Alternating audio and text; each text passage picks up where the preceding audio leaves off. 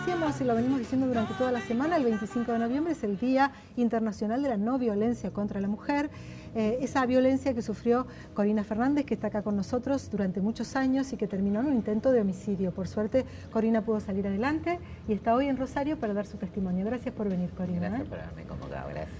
Corina está con la concejala Daniela León, presidenta del Consejo, que justamente ha organizado una movida en el Consejo Municipal para escuchar el testimonio de Corina, y esta tarde a las 7 de la tarde se proyecta la película No me mates, te lo avisamos, después lo repetimos para que lo sepas, que está hecho en base a la historia de Corina. A las 2 entonces, Daniela, gracias también a vos. Corina, yo leí ahí algunas de las notas que te hicieron con respecto a tu experiencia, que ha sido terrible, muy dolorosa, pero básicamente vos querés, de alguna manera, con estas charlas y con la película, darle tu testimonio para que otras mujeres no pasen por lo mismo. Porque lo primero que siente una mujer en tu estado es justamente una falta de autoestima muy grande, una bajísima autoestima. Sí, cuando estás transitando violencia, sí, claramente sí. Es decir... ¿Esa es la condición preexistente, Corina, o los golpes te van bajando la autoestima? No, yo digo que, a ver, es bastante más profundo, ¿no? Hay que ir un poco más a, como yo digo, es decir, para que se dé la condición de ser víctima o victimario, tiene que existir una historia previa, una historia con una niñez complicada, donde seguramente, vamos a hablar específicamente de la mujer tiene que estar como acostumbrada a determinadas actitudes, es decir, para hacerlo más gráfico, es decir, si yo me crié con padres que me ignoraron, no me dieron cariño, no estuvieron cuando los necesité, ni siquiera estamos hablando de que te golpeen, o sea, cuando aparece ante vos un hombre que tiene las mismas características, no te hace una luz roja.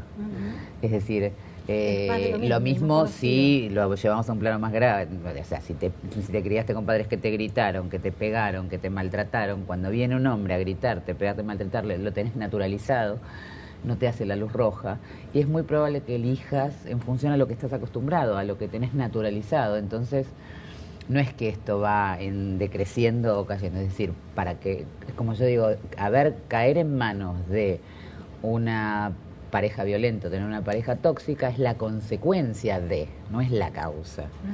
Entonces, es la consecuencia de vacíos, de traumas, que digamos, te pueden llevar para cualquier camino, es decir, para la droga, para el alcohol o para una relación tóxica.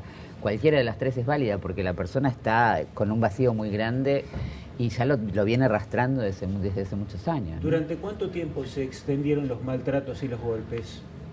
En mi caso, en tu caso, yo estuve 17 años con el papá de mis hijas, es decir, con un noviazgo muy largo de casi 6, lo conocí cuando tenía 23 años, me fui a vivir con él cuando tenía 29. Sabía que no me tenía que ir, algo me decía a mí que no era una persona responsable sobre todo y que eso no iba a funcionar, pero bueno, me terminó convenciendo como pasa siempre. Golpes, como yo digo, no fui una mujer tan golpeada, si se quiere ver, yo digo tan golpeada, es decir, nunca me dio una trompada directa, nunca vi moretones hasta el día que me fui de mi casa, que le hice sí todas las denuncias, porque ese día me golpeó desde las 11 de la mañana o desde la 1 de la mañana hasta las 11 de la noche. Ese día sí me dio más de 22 golpes. No me mató porque pesaba 50 kilos, si no realmente me hubiera matado. Si hubiera sido un hombre de un peso normal de 80 a 100 kilos, me mata. ¿A vos te tiraba, por ejemplo, los platos en la mesa? Claro, lo mío era más psicológico y, a ver, otro tipo de violencia. Claro. Es decir, no era la trompada directa, pero era un vaso de Coca-Cola, un vaso de agua, un plato de fideos. Es igual de humillante, ¿no? Hasta que llegó ese día de la golpiza. Hasta que llegó el día de la golpiza. ¿Cuál fue el desencadenante? Quería la clave del Hotmail porque pensaba que yo lo estaba engañando con cuánto hombre había en el planeta, es decir, mis compañeros de trabajo, mis supervisores, el señor de la tráfico que me traía al trabajo a la noche. Hasta ese momento, Corina, vos eras el sostén de hogar. Yo siempre fui el sostén de mi hogar, en todo el tiempo que estuve con él. Él siempre tenía la característica de tener ese tipo de trabajos que nunca conseguía trabajo, que cuando lo conseguía, la verdad que no vendía nada, y entonces, bueno, la verdad es que el sostén principal del hogar fui yo. ¿Hasta ese momento habías solicitado algún tipo de ayuda o recién en ese momento? No. Había hablado con una abogada, la abogada me había dado la dirección del OBD, yo tenía esa dirección muy bien guardada en la billetera, y la verdad tengo que reconocer que más de una vez salí de mi casa con esa dirección para ir a hacer la denuncia, pero volví Y ese día la verdad es que sí, salí de mi casa con la policía, golpeada, con el pantalón tajeado, descalza. Fui a la comisaría, no me tomaron la denuncia, tuve que volver otra vez. De hecho, mis hijas quedaron... ¿Argumentando que no te tomaron la Y no denuncia? sé, viste, acordate que estamos hablando de hace 6 años atrás. Hoy las cosas cambiaron, gracias a Dios, en ese aspecto. Pero en ese momento, viste, no me tomaron la denuncia. Porque pensaban que uno después se arrepiente. A ver, no lo considero relevante. Una mujer que llega descalza con un pantalón lleno de tajos y que te está diciendo, casi me mata, me amenazaba, me decía, te voy a matar a vos, mato a las nenas, me pego un tiro yo. Le estás diciendo, le estás mostrando que estás toda golpeada. ¿Qué más necesitas? ¿Qué más necesita ver la policía? No sé, a ver. No es que fui toda piripipí a decir, ay no, mi marido me golpeó. Claro. Sí. Desde ese día hasta que él te dispara en la vía pública cuando vos esperabas a las chicas frente a las escuelas, porque Sí. vos me parece que tenés todavía 2 plomos. Tengo 2 balas en un pulmón, sí. 2 balas en un pulmón. Sí. Desde ese día hasta los balazos en tu cuerpo, ¿cuánto tiempo pasó y qué pasó? ¿Y por qué te tiró a la salida Yo del hice colegio? la denuncia, las 3 denuncias este día que yo te digo, que fue el 4 de abril del 2009.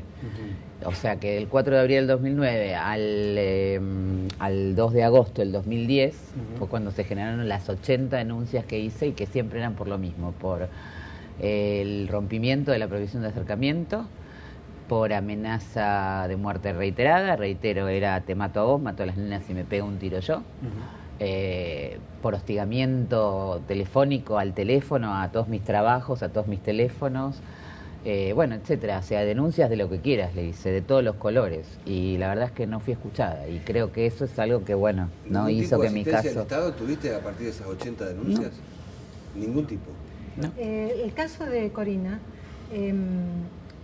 escuchándola y conociendo un poco más su historia, y escuchando también que era el sostén del hogar, no es el más común de los casos, No. digamos, si bien ayer justamente, ayer hace unos días leíamos el testimonio de una periodista que también, viajó con su novio a Colombia y recibió una golpiza, personas que están capacitadas para darse cuenta de que algo está mal, pero algo, como vos decís, funciona adentro, o no funciona adentro, Sí. como para poder tomar la decisión, ¿no? Porque, hasta llegar bueno, a un punto límite. Ahí va lo que vos decías, digamos, la mujer tiene la autoestima por el suelo. Por el suelo, claro. Es Un decir, proceso yo que fue creyendo... en ese periodo, claramente, como yo digo, trabajaba en un call center y pasaba por Plaza de Mayo, que a las 7 de la tarde entraba y es el horario donde están todos los turistas, viste, que vienen de afuera. Y yo veía todas esas parejitas, viste, contentas y decía, para mí la vida había terminado, literalmente no había esperanza alguna. Es decir, yo vivía por ósmosis, o sea, como un autómata. Yo te preguntaba esto, o mejor dicho, empezaba a enunciar esto porque pienso que lamentablemente los casos más comunes son cuando se usa además la falta de capacitación de las mujeres como para ganarse la vida, hay una extorsión económica en el medio, hay también un abuso desde el punto de vista de la personalidad. Daniela, ¿el Estado está capacitado? El caso de Corina, el caso de la periodista que mencionábamos recién, son casos que reflejan que ha habido una búsqueda incesante de asistencia del Estado y sin embargo no la encontraron. Hay mujeres que escuchan estos testimonios y dicen, entonces, ¿dónde está la salida? Es que en realidad hay un déficit del Estado en materia de políticas que apunten a proteger a la mujer víctima de violencia de género en los 3 poderes y en los 3 niveles del Estado. La verdad es que casualmente, hoy vamos a proyectar la película No me mates, pero también pasó por el Consejo la mamá de Wanda Tadei, es decir, familiares de víctimas de femicidio. Recordemos que el femicidio es la violencia más extrema. Claro. Después, Corina es la cara visible, es una sobreviviente, podría haber sido una víctima de femicidio, y es la cara visible de miles y miles de mujeres que no se animan a denunciar, y miles y miles de mujeres que no tienen registro, que no saben que están siendo víctimas de violencia de género. Claro. Y eso claramente da cuenta de un Estado que no educa, que no capacita y que no se anticipa a esta cuestión. Hoy leía un informe de Naciones Unidas. Claro, la representante, es la primera vez que una mujer de Naciones Unidas desembarca en la Argentina. Bueno, estuvo en Buenos Aires, estuvo en algunas provincias y pudo hacer ese relevamiento, ayer lo decíamos acá, y pudo hacer un relevamiento y detectó muchísimas falencias del Estado. Así es, porque no hay datos estadísticos oficiales en Argentina, y ya pandemia es el nombre que eligió Naciones Unidas para hablar de la violencia de género. Ya se la trata en términos de pandemia, y el informe mundial de Naciones Unidas establece que el 70% de las mujeres del mundo son víctimas o han sido víctimas de alguna forma de violencia de género. Claro. La violencia de género se manifiesta de determinadas maneras: violencia verbal, violencia en las escuelas, violencia doméstica. El 70% de los casos en Argentina de denuncia de violencia de género son, el agresor es la pareja o la ex pareja, es decir, que hay un patrón muy importante. El varón sigue siendo el que quiere tener el poder y el poder lo adquiere a través de la violencia. Es un problema cultural que tenemos, somos víctimas de una sociedad machista y evidentemente si el Estado no pone como prioridad en la agenda pública todas las políticas que sean necesarias para prevenir la violencia de género, va a ser muy difícil. Nosotros con estas acciones, la verdad que le agradecemos a Corina que venga a la ciudad de Rosario, lo que hacemos es generar acciones positivas, poner en visibilidad esta problemática para que se tome conciencia, pero también es cierto, hoy nos decían mujeres que la reforma judicial se hizo sin perspectiva de género, entonces la mujer que se va de su casa porque quiere vivir, porque ya no quiere que la maten ni a ella ni a sus hijos, por una sentencia judicial fue declarada como abandono del hogar y fue despojada de todos sus bienes. Es decir, no hay perspectiva de género porque todavía no hay conciencia de esta problemática que nos ocupa a todos, ¿no? Hablábamos hace unos días, no recuerdo en la oportunidad de la nota, pero mencionábamos algo que tiene que ver con este cambio, que evidentemente es un cambio que tiene que venir muy de abajo y de todos los sectores, porque vos podés trabajar en determinados sectores o intentando abarcar, pero siempre hay huecos, digamos, en donde esta histórica tradición machista se sigue manifestando, sobre todo en sectores por ahí distintos o de bajos recursos, en donde por ahí las familias son numerosas y los padres son ausentes y demás. Hay una perspectiva de cantidad de generaciones, me refiero de empezar desde ya, como ha ocurrido con la ecología, esto de empezar a trabajar desde una base, muy base, de cuántas generaciones puede tomar que la gente realmente, que la sociedad sea consciente de lo que significa la violencia de género. En realidad, la lucha, cuando las mujeres hablamos, por ejemplo, de paridad, o cuando hablamos de la lucha de igualdad de oportunidades entre varones y mujeres, de eso estamos hablando. Todavía vivimos en una sociedad en la que a la mujer se la considera en un escalón menor que el varón, y en realidad somos una sociedad de pares, una sociedad integrada por varones y mujeres, y deberíamos empezar a querer y entender y hacer lectura de nuestra sociedad como una sociedad de pares.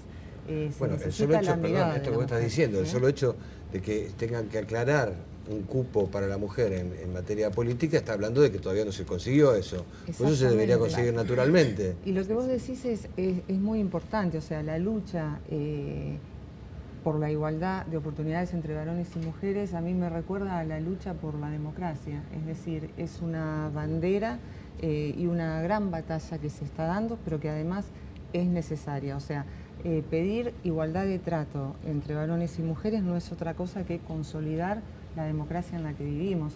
Y entonces la mujer sigue siendo la que vive sometida y todos los índices nos colocan en ese lugar. Hoy el 70% de los hogares que están por debajo de la línea de pobreza son conducidos por mujeres y esas mujeres relegan el acceso a la educación, su acceso a la educación, a la salud, porque tienen que alimentar a sus hijos, es decir, hay un retroceso muy grande y sí, las sociedades con pobreza y con problemas culturales como por ejemplo la nuestra, que es un país del subdesarrollo, tiene grandes índices de violencia de género, los va a seguir teniendo.